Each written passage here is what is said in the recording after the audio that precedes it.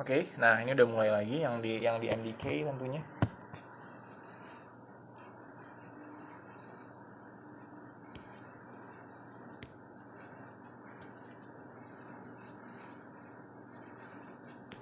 Oke, udah ya. Nah, gitu. Halo.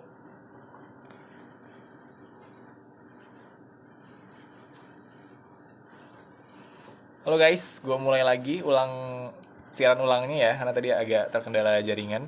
Kita masih nungguin Promkes RSHS Bandung untuk bergabung karena tadi luar biasa kendala jaringannya ya. Oke, mari kita tunggu kembali Promkes RSHS Bandung untuk bergabung di live Instagram kita di sore hari ini karena bakal ngebahas seputar fenomena bullying pada anak sekolah guys. Bareng sama Ibu Yuyun Syarifah, Magister Psikolog 10 to 9ers ya. Oke, kita masih nunggu lagi.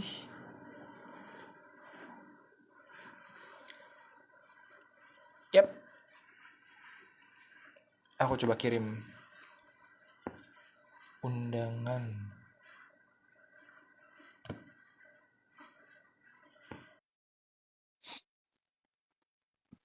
Halo Asep. Halo Asep. Asep join dong di live Instagramnya di stay tune sampai saat karena fenomena ini apa namanya? Amat sangat unik banget nih ya, tema di hari ini tuh adalah fenomena bullying pada anak. Kan Asep masih usia anak, aku nggak mau Asep kena bullying gitu. Jadi mari kita tunggu ya guys ya. Ini Promkesnya aku udah ngirim undangan juga nih ke Promkes RSIS Bandung. Nah, coba aku undang lagi. Oh nggak, masih berlaku undangan nih. Coba aku undang ulang. Tetap set.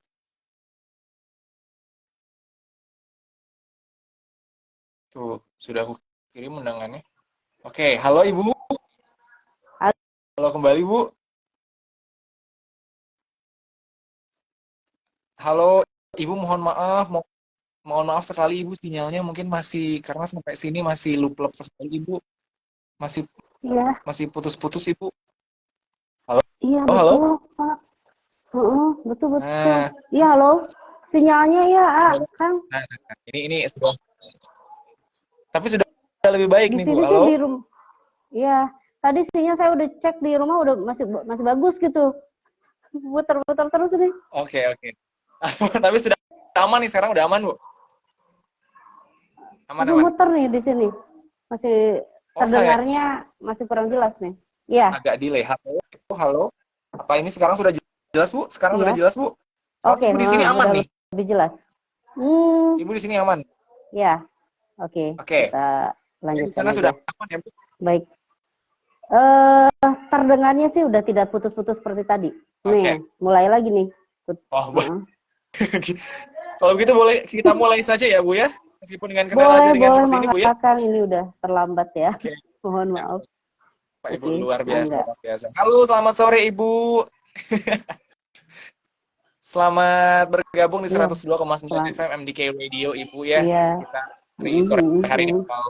hari ini topik yang amat sangat ramai mungkin belakangan ini ya Bu ya, karena anak sekolah tuh belakangan Iya, udah diberitakan betul.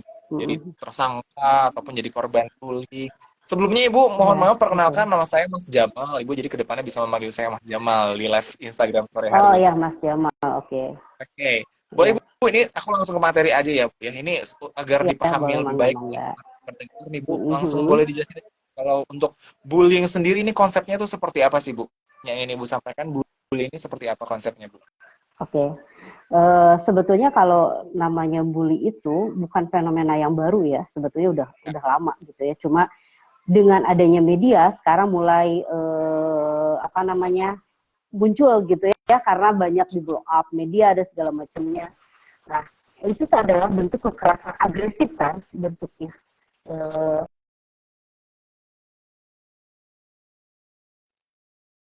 Ya, memutar lagi kekerasan agresivitas mungkin tadi ya terdengarnya. Ya, masih berputar Ibu, mohon maaf sinyalnya. tujuannya adalah menyakiti atau mengganggu, kemudian berpotensi berulang dan tadi antara korban dengan pelaku menjadi tidak seimbang. Itu sebetulnya konsep dari bully. Gitu. Oke, oke, oke. Jadi intinya ada Dan kesenjangan kekuatan ya, Bu ya, yang oleh si pelaku ini untuk menindas si korban yang dirasa tuh kurang berdaya untuk melawan, gitu mungkin ya, Bu ya. Oke, selanjutnya. Halo, Ibu. Masalahnya Halo, putus-putus. halo, halo, halo. Ya, ya, halo, halo. Ya, halo. Halo. Ya. Ada, Bu, masih ada? Oke. Ada. Selanjutnya Ada. nih, Bu. Oke. Ini kalau ngomongin tentang pelakunya nih, Bu. Ngomongin orang yang melakukan tindakan bullying. Ini kira-kira apa sih, Bu, yang menyebabkan orang tersebut tuh bisa melakukan tindakan bullying itu tadi? Suaranya tidak putus-putus. Halo, halo. Kira-kira apa nih, Bu, yang bikin pelaku bullying tuh bisa melakukan tindakan bullying?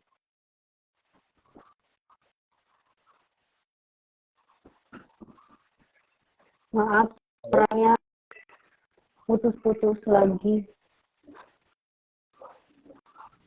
Mungkin coba kalau aku ini ya.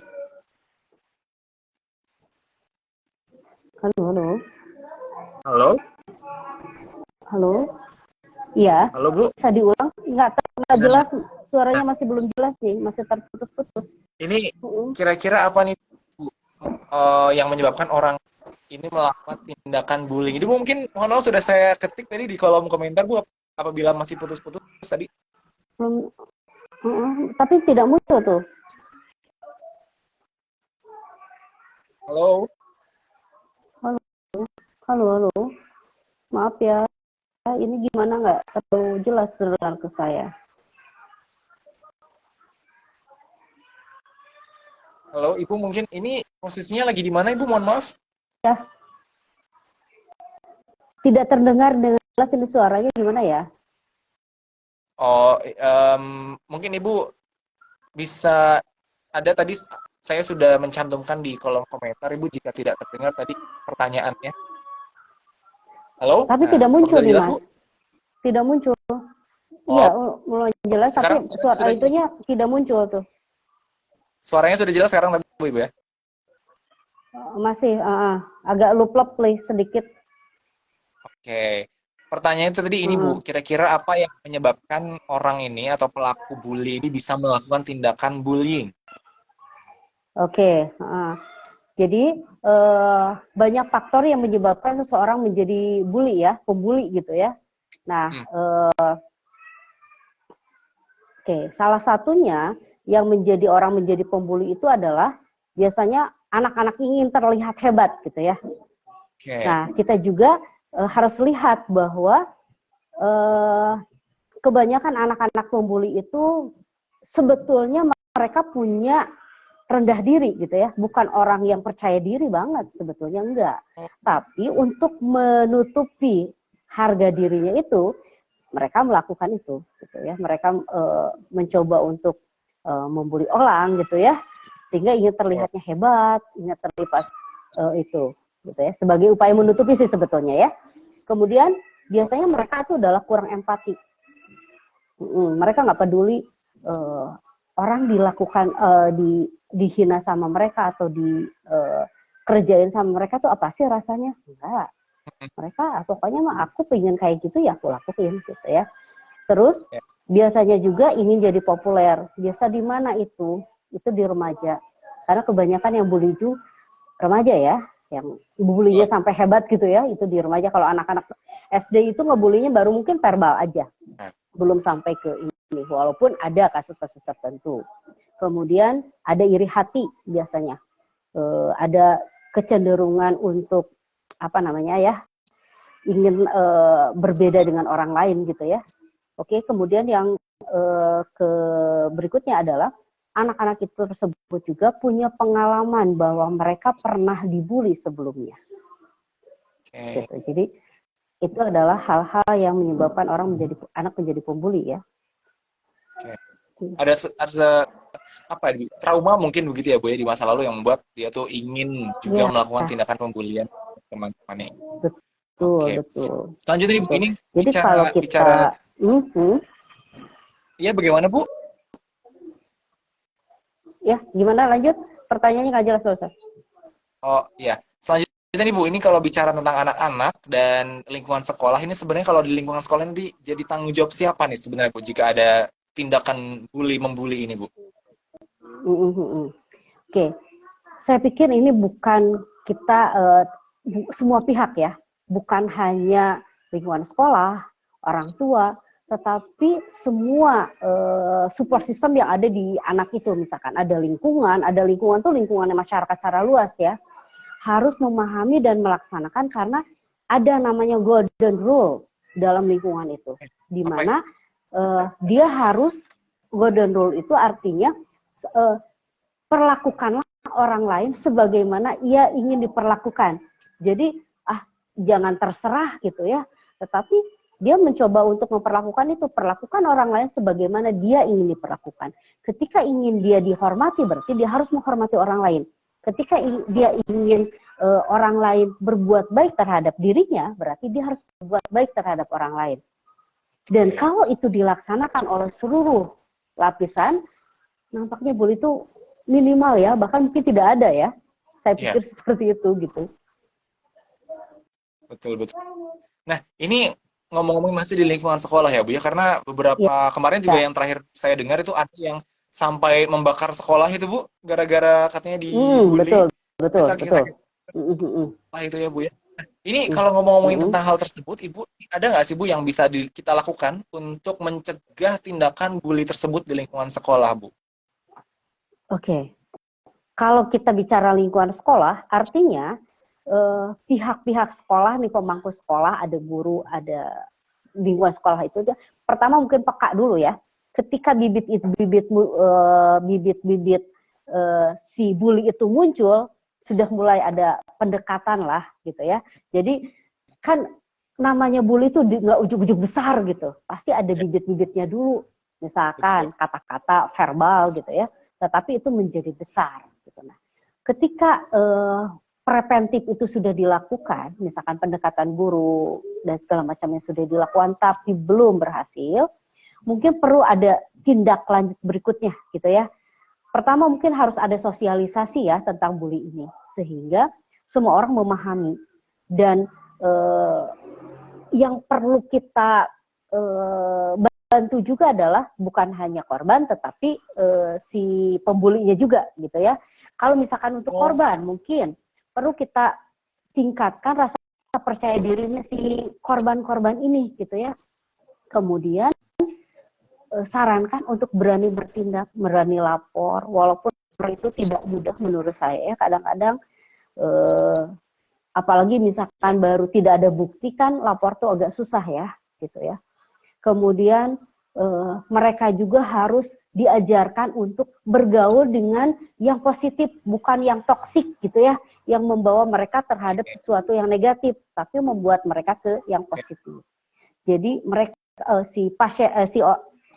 murid mungkin ya, peserta didik harus diajarkan untuk memilih teman yang positif itu seperti apa. Kemudian kalau pada akhirnya belum yang semua itu ya cari bantuan pada ahlinya. Ya. Maksudnya seperti itu ya kan ya Mas ya. Berarti mungkin yang paling utama adalah peningkatan rasa kepekaan itu tadi ya Bu ya, terhadap lingkungan sekitar bagi guru-guru dan pengemban kebijakan di sekolah tersebut. Nah, ini tadi ada sedikit hal yang menarik Bu. Ini sebenarnya ada nggak sih Bu dari sisi psikologis yang bisa dilakukan oleh korban? Misal saya sedang dibully gitu, saya merasa saya sedang dibully. Ada nggak sih satu hal yang bisa saya langsung lakukan pada saat itu juga terhadap pelaku bulinya Bu? Untuk korban atau pelaku nih?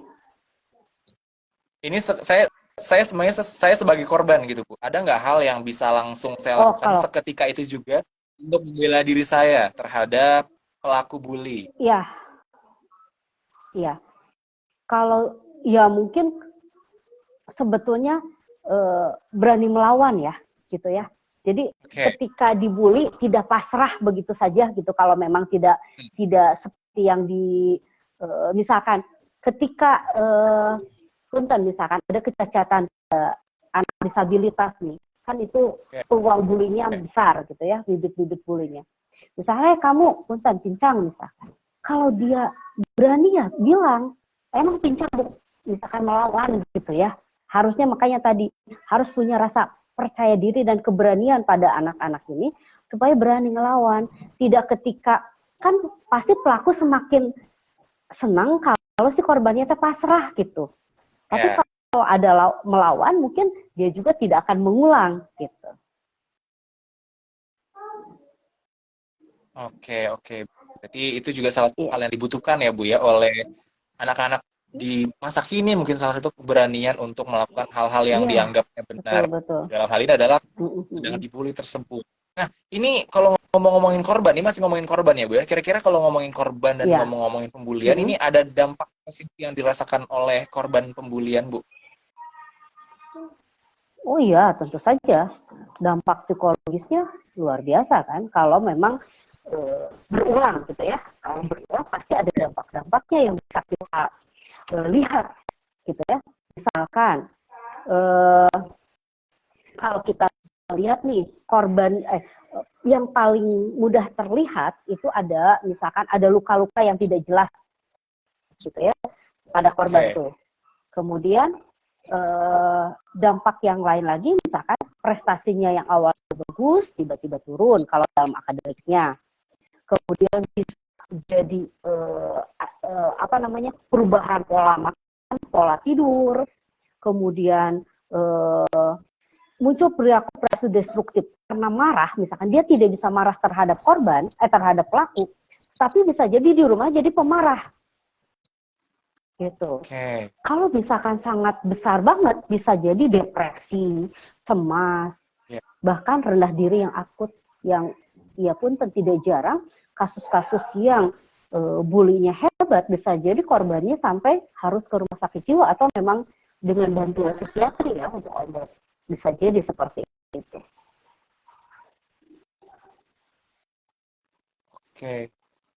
Oke. Selanjutnya Ibu. Halo Ibu, jelas suara saya di sana? Halo? Mutar-mutar kembali. Halo Bu, untuk pertanyaan selanjutnya, apakah bisa? Oh sudah ya. Oke. Selanjutnya nih Bu. Oke. Selanjutnya ya Bu ya, pertanyaan selanjutnya. Ini masih tentang pembulian tentu saja Bu. Ini apa sih kita lakukan sebagai orang lain Bu ya? Sebagai orang lain apa sih yang bisa kita lakukan sebagai orang lain ketika kita tuh melihat tindakan pembulian di depan mata kita Bu? Apa yang bisa kita lakukan? Banyak misalkan. Kalau kita memang punya akses ke lingkungan sekolah gitu ya. Mungkin kita perlu upaya edukasi lah ya. Kalau misalkan kita punya akses untuk sekolah, mungkin perlu edukasi terhadap pihak sekolah. Kalau misalnya mungkin sosialisasi dengan pihak sekolah berkaitan dengan bully ini, sehingga kasus satu dengan maksudnya terputus lah, tidak ada kasus-kasus berikutnya, gitu ya. Kemudian kita juga harus bantu, baik itu korban maupun pelaku. Korban kenapa harus kita bantu? Pasti ada dampak psikologisnya. Dan pelaku juga sebetulnya butuh bantuan. Kadang-kadang banyak pelaku-pelaku ini berasal dari latar belakang yang tadi saya sebutkan ya, mereka kenapa menjadi pembuli.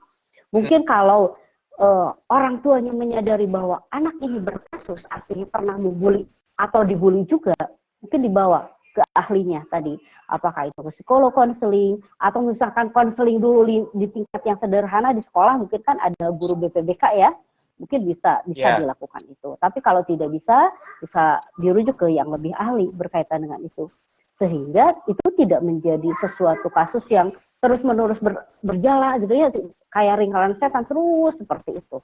Jadi perlu upaya semua pihak sih, kalau menurut saya dalam hal ini kita tidak menyalahkan pihak sekolah, tidak menyalahkan orang tua, tapi semua harus berkontribusi untuk membantu baik itu pelaku maupun korban.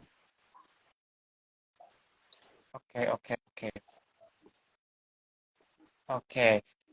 Ini tadi berbicara tentang ranah lingkungan sekolah ya Bu ya. Ini kalau misalnya, halo Bu, Halo, oke, ya.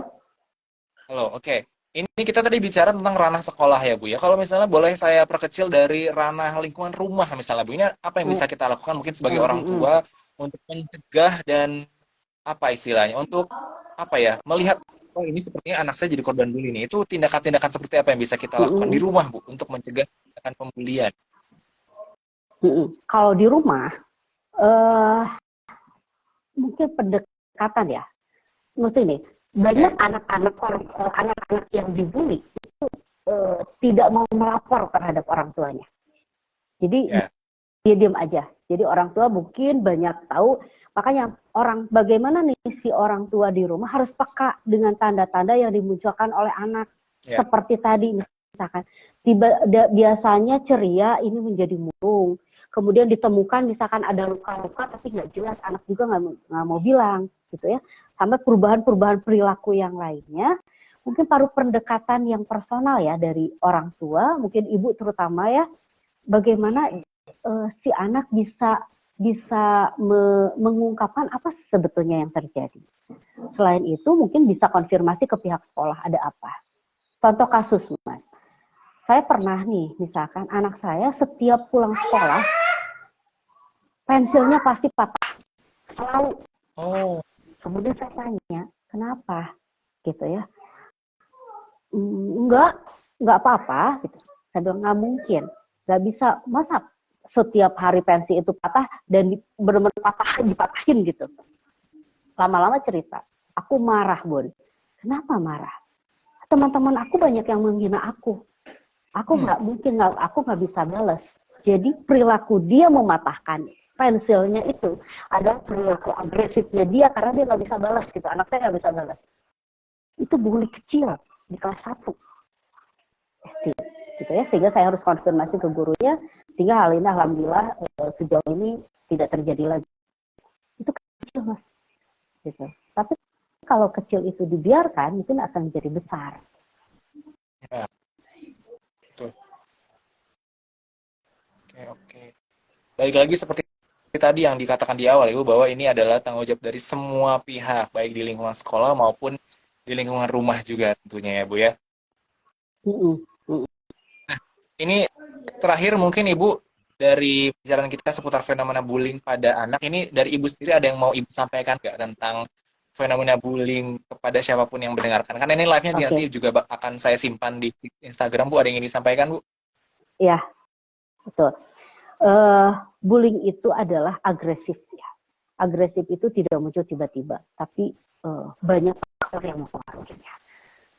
Kita sebagai orang tua dan lingkungan mungkin harus peka terhadap hal tersebut. Sehingga ketika kita melihat satu perubahan perilaku yang kecil pada anak, kita mulai curiga dan mulai pendekatan terhadap anak. Mungkin kita juga konfirmasi terhadap kalau anak itu pelajar adalah terhadap sekolahnya. Sehingga sama-sama berupaya untuk mencegah kalau misalkan bully itu menjadi semakin besar. Seperti tadi, ketika lingkungan, semua lingkungan, baik itu lingkungan sekolah, masyarakat, keluarga, menjalankan dan memahami golden rule yang dipahami, maka bagaimana kita memperlakukan orang lain sebagaimana kita ingin diperlakukan, itu dijalankan. Mudah-mudahan dengan hal tersebut, bully bisa minimal lah, sehingga tidak seperti besar seperti sekarang. Walaupun Oke. tentu saja tadi ya, kerjasama semua pihak perlu dilakukan dan karena sekarang sedang marak, sosialisasi edukasi mungkin harus terus-terusan dilakukan oleh pihak sekolah bersama perwakilan orang tua ya, untuk mencegah supaya tidak menjadi besar gitu ya. Kalau sudah ada menjadi bisa terselesaikan, kalau kecil Oke, menjadi terselesaikan dan tidak menjadi besar lagi. Itu mungkin Mas Jamal. betul. Oke, terima kasih. Nah, Ibu, ini sebenarnya ada pertanyaan, banyak sebenarnya pertanyaan titipan Ibu untuk materi kita pada hari ini. Mungkin akan saya pilih beberapa ya, Bu. Ini yang pertama, ini ada Ya. dari pendengar kita, Bu. Ini gimana sih, Bu, caranya membedakan antara bully dan juga candaan? Karena mungkin kalau orang bercanda gitu ya, Bu ya, kadang-kadang orang membuli maksud saya. Kadang kalau orang membuli itu ditutupi dengan dalih bercanda. Nah, itu sebenarnya cara membedakannya itu gimana, Bu? Yang beneran bercanda sama yang ngebully tapi dibungkus dengan bercanda nih? Ya, eh motifnya bisa terlihat sebetulnya. Banyak yang bully itu terlihat di luarnya bercanda. Jadi Ya. namanya bully, si pelaku itu sangat menikmati ketika korbannya tak berdaya. Itu kan kadang-kadang bentuk tetapi bercandaannya diulang lagi, ada pengulangan, ada potensi berulang tadi, dan pelakunya menikmati sekali ketika korbannya sudah terjatuh misalkan, atau korbannya sakit gitu ya, itu bisa. Jadi memang sulit membedakan, tapi ada motif tersembunyi sebetulnya dari pelaku kalau memang itu bully. Tapi kalau bercanda-bercanda biasa kan nggak diulang-ulang. Misalkan hari ini kita bercandain itu, terus besok diulang lagi sampai si korban tak berdaya, kan nggak seperti itu. Kalau menurut saya ya, kalau namanya cuma bercanda gitu. Setuju. Oke, jadi yang harus diperhatikan adalah ini tindakannya berulang atau tidak, dan ketika si yang Iya, dibercandain itu merasa terus tidak berdaya, berarti itu sudah termasuk pembulian ya, Bu ya? Terhadap korbannya sampai, iya, betul. Oke, oke. Ini pertanyaan selanjutnya nih, Bu ya. Ini tadi sebenarnya sempat Ya. sempat Ibu mention tentang pertanyaan ini, tapi saya simpan di sesi ini, Bu. Ini sebetulnya apakah pelaku pembulian ini juga butuh pertolongan? Tadi Bu sempat mention, Ibu. Bisa dijelaskan lebih lanjut, Bu?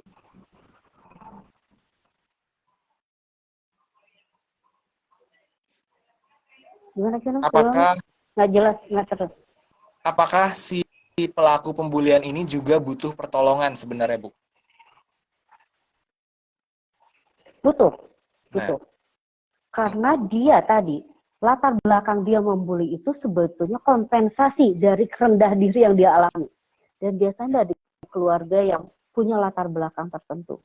Dan dia adalah korban bully dulunya. Bisa dipastikan biasanya mereka punya masa lalu gitu ya. Bahwa dia juga pernah dibully, akhirnya dia membuli orang. Gitu. Jadi harus dibantu menurut saya. oke. Nah, ini ada satu lagi, Bu. Mungkin lebih bisa diperjelas lagi, Bu. Ini pertolongan pertama dan sederhana apa sih, Bu, yang dapat kita lakukan terhadap korban bully di sekitar kita nih, Bu? Oke, pertolongan pertama mungkin harus ini dulu ya, harus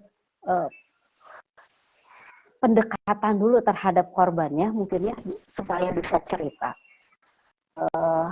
Apa sih sebetulnya yang terjadi gitu ya. Kalau misalkan dia ketakutan untuk bercerita, mungkin harus ditenangkan dulu sehingga dia bisa bercerita.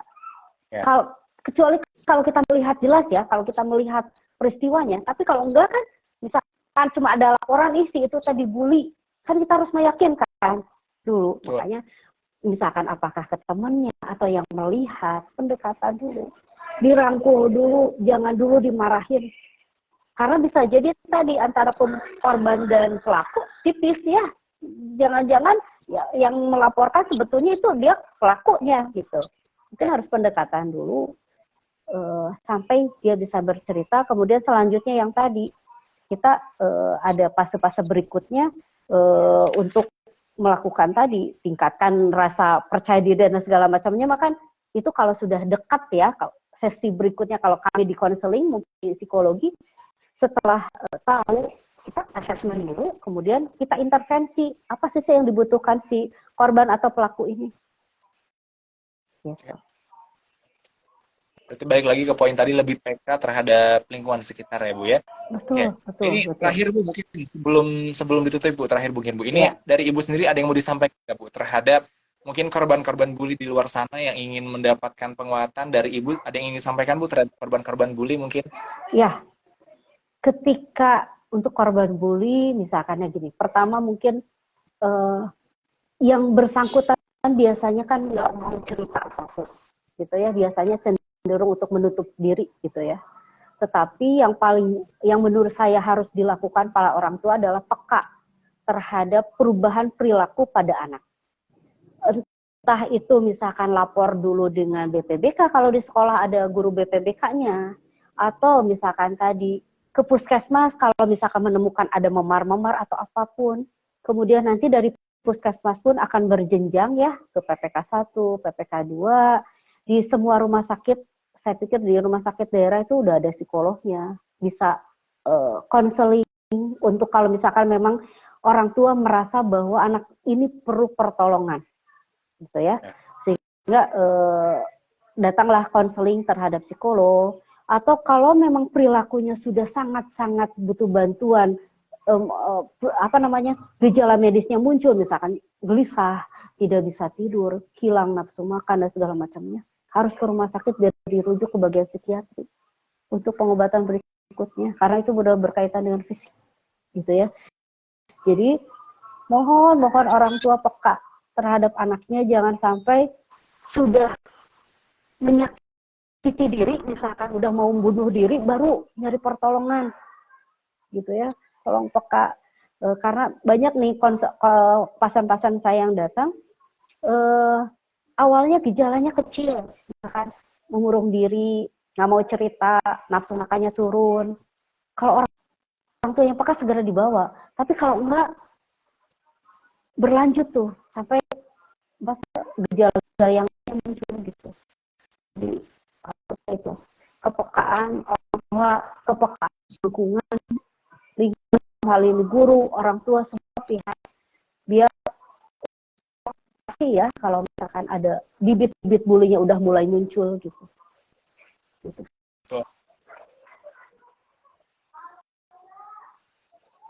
Oke, luar biasa. Ini materinya luar biasa. Ini sebenarnya amat sangat dekat mungkin dengan keseharian kita ya, Bu ya. Dan tadi sudah dibahas tentang dampak-dampaknya Ya. juga sudah dibahas tentang cara penanggulangannya di lingkungan sekolah dan juga lingkungan rumah. Yang intinya adalah, ayo kita tingkatkan kepekaan Ya. kita nih terhadap anak-anak kita di rumah, atau mungkin adik-adiknya mungkin ya, kalau ada yang punya adik nih, seumuran anak Ya, sekolah, supaya kalau betul. misalnya ada perubahan, harus segera tuh ditanya, ini apa nih akar masalah. Sehingga kita bisa membasmi tindakan fenomena pembulian ini di lingkungan sekolah, dan semoga juga tercipta lingkungan main di anak-anak yang sehat begitu ya, Bu ya. Karena anak-anak juga Ya, butuh betul. lingkungan main yang sehat. Betul, betul, betul. Sekali lagi Ibu Dan Yun satu hal Syarifah, terima mungkin Kang kasih yang sudah. saya perlu tembuskan. Boleh? Bentar Kang. Ya, Mungkin boleh, Bu? yang satu hal yang perlu saya sebutkan. Mungkin ini kita tidak bisa menghilangkan bahwa sekarang akses ke media itu sangat gampang ya, tontonan gampang. Dan kita juga di sini nggak bisa menginikan bahwa banyak tontonan anak yang memberikan contoh tentang perilaku itu, menghajar gitu kan, itu banyak sekali. Nah itu juga ya maksudnya kita tidak bisa bahwa pengaruh dampak media itu luar biasa gitu. Jadi ya itu juga perlu disikapi oleh berbagai pihak ya, untuk memberikan tontonan, tuntunan gitu ya, jangan sampai itu anak mencontoh gitu. Itu aja sih Kang, tambahan lupa saya tadi. Betul. Karena teknologi itu terus maju dan berputar, tinggal gimana Ya, kitanya betul. memilah dan memilih mungkin. Betul, setuju. Yap. Terima kasih Ibu, ini ilmu yang amat sangat daging banget sih menurut saya, ilmu yang amat sangat berguna banget, karena sekali lagi ini topiknya juga dekat banget dengan keseharian kita. Jadi semoga sekali lagi kita selalu dijauhkan deh dari lingkungan-lingkungan toksik, pembulian seperti ini. Amin. Ibu Yun, sekali lagi terima kasih. Salam buat keluarga dan anak Ibu tadi di belakang agak ngintip-ngintip. Salam buat keluarga di sini. Bukan kan. Ini suaranya ya rada. Oh iya, udah putus-putus juga. Tidak apa-apa Ibu, memang salah satu struggle melakukan talk show seperti ini. Sekali lagi terima kasih Ibu, selamat melanjutkan aktivitasnya. Selamat menjalani hari juga, dan semoga sehat terus Ibu. Terima kasih sekali lagi buat Promkes RSAS Bandung juga. Ya, mangga. Hatur nuhun. Ya, hatur nuhun juga Ibu. Iya. Oke. Silap ya. Ya. Iya. Yap. Izin lab ya, Kang. Oh ya, boleh. Silakan Ibu. Oke, nah itu dia Tentuna Indonesia tadi sudah berlangsung ngebahas tuntas nih seputar fenomena bullying pada anak. Dan pada intinya adalah ya itu tadi ya, tingkatkan kepekaan. Kalau misalnya ada anggota keluarga lo, anak lo, ataupun adik-adik lo yang punya perubahan perilaku nih biasanya nggak gini deh, kok sekarang jadi murung gini. Nah itu harus dicari tuh akar masalahnya di mana. Bisa jadi korban bully gitu, tentunya energi, ataupun tersangkanya jangan sampai.